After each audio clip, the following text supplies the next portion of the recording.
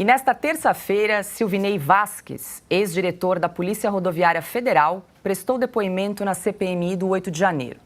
Ele negou que tenha havido uma ação para dificultar o voto de eleitores da região Nordeste.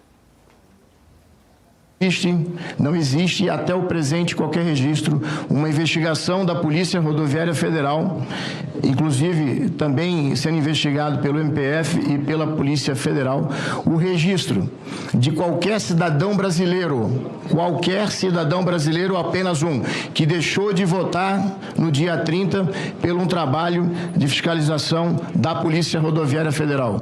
Não existe nos registros que são auditáveis da Polícia Rodoviária Federal. E vale citar aqui que nenhum policial rodoviário federal pode fazer uma abordagem sem registrar. Vocês podem observar quando passarem por uma viatura, por um policial, algum deles estará com o celular na mão. Ele está registrando aquela abordagem. Então, tudo está devidamente registrado. Nenhum ônibus foi recolhido. Silvinei Vasques afirmou que uma ação coordenada para impedir a votação seria impossível. É um crime impossível, que não ocorreu e não tem como. Como que nós falaríamos com 13 mil policiais no Brasil explicando qual era a forma criminosa de operar sem ter uma conversa por WhatsApp, Telegram, sem ter uma reunião com esses policiais em qualquer delegacia do Brasil, sem ter um e-mail enviado? Será se nenhum desses policiais, que é um número grande de policiais na Polícia Rodoviária Federal, que são de ideologia progressista, de esquerda, será se esse grande efetivo, que vão ter que trabalhar mais 7, 8 anos em razão da reforma da Previdência, nenhum participou, ouviu no corredor alguma coisa? Cris, você já comentou aqui em alguns programas, né, que você, como jornalista, fazia a cobertura do dia das eleições, que sempre era muito comum essas operações da Polícia Rodoviária Federal, né, no dia das eleições.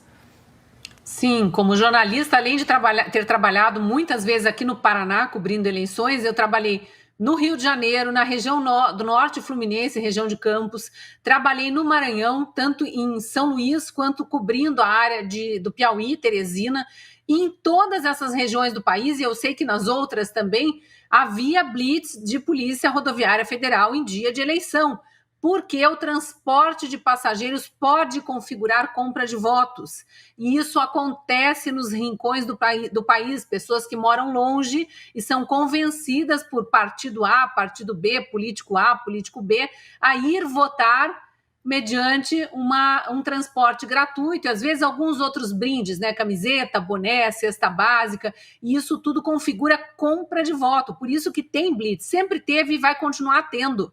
Então não adianta querer plantar essa narrativa aí. Aliás, a relatora Elisiane Gama passou vergonha hoje, porque ela trouxe muitas coisas desconexas que não tinham qualquer relação com a investigação que está em curso, a começar por essa, né? Querendo plantar uma ideia de que houve um conluio ali para barrar o caminho de eleitores para que não votassem em Lula. O próprio superintendente da Polícia Rodoviária Federal disse o seguinte: não há nenhuma estatística de redução de abstenção no Nordeste. Se houvesse, talvez valesse a pena investigar, né? Mas não havia. Então, as blitz as blitz que aconteceram são comuns. O número de abstenções de eleitores que não foram está na média. Enfim, não teve nada de extraordinário para o governo vir querer empurrar a goela abaixo essa ideia de que houve um conluio para atrasar os eleitores do Lula para não votarem, né? Aí ela começou a perguntar muitas coisas, acho que a gente vai falar aqui, mas meteu até Trump na história. Mas passou tanta vergonha porque era só gargalhada, tanto que hoje nas redes sociais era só videozinho da Elisiane Gama passando vergonha. Eu não sei se vai continuar assim a CPMI, eu espero que não. O fato de terem aprovado alguns outros requerimentos, e a gente também vai falar disso, já dá uma tônica de que há alguma luz no fim do túnel aí, a verdade haverá de vir à tona. Mas pelo menos a verdade de que essa história da Elisiane Gama, de que o golpe de 8 de janeiro, golpe na cabeça dela, né? O golpe de 8 de janeiro começou a ser tramado no dia 30 de outubro, caiu por terra hoje. Cris, até pegando uma carona no que você disse sobre estatísticas, o ex-chefe da corporação apresentou a base de dados do Tribunal Superior Eleitoral para indicar que o menor índice de abstenção na votação ocorreu onde a Polícia Rodoviária Federal atuou. Em 184 pontos que a PRF fiscalizou lá no Nordeste, adivinhe, o menor índice de abstenção da história do Nordeste foi onde a PRF estava. Que coincidência. Enquanto que o Nordeste teve no segundo turno um nível de abstenção de menos 0,32 nos 1.610 municípios, onde a PRF fiscalizou, o índice de abstenção foi menor, 0,13. São dados do TSE. Ele ainda destacou que a fiscalização foi maior em locais onde Jair Bolsonaro venceu. Em 310, segundo dados agora de abril do TSE, venceu o presidente Lula. Em 318, venceu o presidente Bolsonaro. Então, a PRF atuou mais nos locais onde o presidente Bolsonaro venceu, 318, do que nos locais que o presidente Lula ganhou, com 310. A PRF trabalhou para prender ônibus, principalmente no Nordeste. Não, isso não é verdade. De todos os veículos fiscalizados no Nordeste, apenas 3% foram os ônibus. Dos 1.754 municípios do Nordeste, a PRF recolheu no dia 5 ônibus. Um motorista sem carteira, tem como deixar embora uma situação dessa? Um ônibus sem para-choque, imagine um ônibus com ele na traseira de um caminhão sem o para-choque. O que ia acontecer? Um com o vidro quebrado, e um ônibus que estava sem retrovisor. Não há a mínima condição de um policial liberar um veículo desse para... Inclusive, um dele estava vazio, nem estava levando eleitor. Era da empresa que limpava a rodovia lá. Não tinha condição. E o que fez os policiais? Deram as condições para o transbordo e todas as pessoas foram votar. Silvio, o depoimento de Silvinei Vasquez, então, inaugura, né, a série de depoimentos da CPMI do 8 de janeiro. Essas blitz são comuns em dias de eleição, como disse a Cris Grêmio, enfim, e ele ainda apontou a questão da estatística de menor abstenção no Nordeste, ainda que tenha havido operações aí da Polícia Rodoviária Federal no dia das eleições. Vamos lá. São comuns, muito comuns, e são essas operações na véspera das eleições ou no dia das eleições que, inclusive, encontraram pacotes de dinheiro. Isso é usado para compra de votos nos rincões do Brasil. Isso é muito comum em eleições grandes, como para presidente da República, governador e Congresso Nacional, deputados estaduais, como foi a última, mas também em eleições municipais. Teremos uma eleição municipal no ano que vem e podem apostar. Teremos operações da Polícia Rodoviária Federal comandada pelo senhor Flávio Dino, se ele ainda for ministro no ano que vem. Pelo presidente Lula, se ele ainda for presidente no ano que vem. Então, veja, essas operações vão se repetir no ano que vem porque são tradicionais. Não há nenhuma novidade nisso.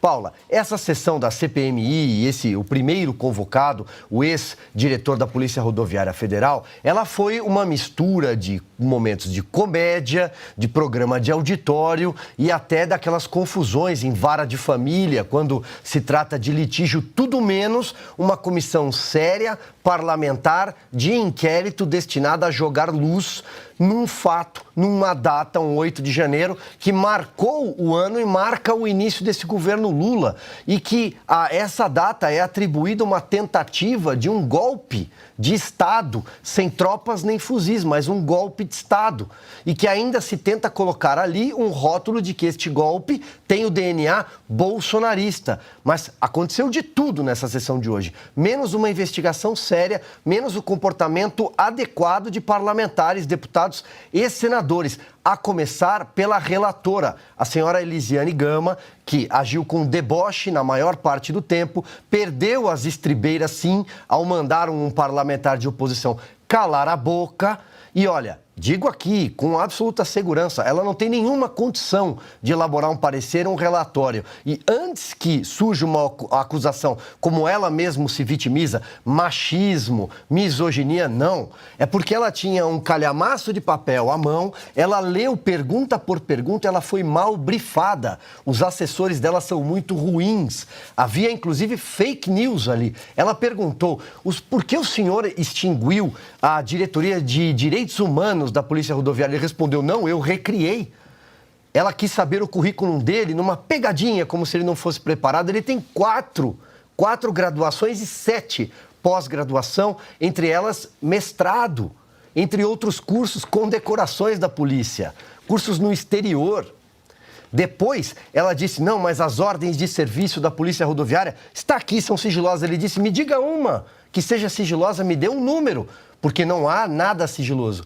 Aí ela disse, os cursos que o senhor fez no exterior foram pagos pela Polícia Rodoviária Federal. Ele disse, não, do meu bolso, isso é fake news de internet. Alguém copiou e colou aí no seu calhamaço de papel. Então ela não tinha preparo algum. Como a Cris bem lembrou, ela conseguiu citar Donald Trump numa pergunta para o diretor da Polícia Rodoviária Federal. E, aliás, essa CPI já começa com as oitivas completamente errada. Ele não deveria ser ouvido, porque ela tem como nome 8 de janeiro e não 30 de outubro. Pessoal, uma dica importante para você que sofre com dores crônicas no corpo, artrite, artrose, reumatismo, fibromialgia, inflamação ou desgaste nas articulações, não é normal conviver com essas dores. E hoje nós temos a doutora Marina Yazdi para dar uma breve explicação sobre o assunto. Doutora. Silvia, obrigada pelo convite, um prazer estar aqui. E de fato não é normal sentir dor, muito menos conviver com elas. Então se você sente dor é porque tem algo de errado e isso precisa ser tratado. Essa é uma queixa muito comum que eu recebo no meu consultório e é algo que eu sempre explico para os meus pacientes. Se você tem dor, é porque tem algo que você precisa melhorar. E a gente é um reflexo daquilo que a gente come. Um exemplo, os nossos músculos, eles precisam de proteína para eles serem saudáveis. Os músculos saudáveis, eles acabam sobrecarregando menos as articulações e por isso eu passo a ter menos dor. Então, antes de pensar em medicamento, a gente precisa mudar estilo de vida e precisa melhorar a alimentação. Mas eu sei que nem sempre é fácil mudar a alimentação e aí nessas horas, nessas situações, eu acabo indicando o suplemento Ora Pronobis, que é um super alimento. Porque ele tem alta quantidade de proteína e isso ajuda na saúde dos músculos. Ele passa a ter uma grande quantidade de cálcio, isso ajuda na saúde óssea. Alta quantidade de vitamina C, mais do que uma laranja, isso ajuda o sistema imunológico e ainda é uma excelente fonte de ferro, que isso ajuda no tratamento da anemia.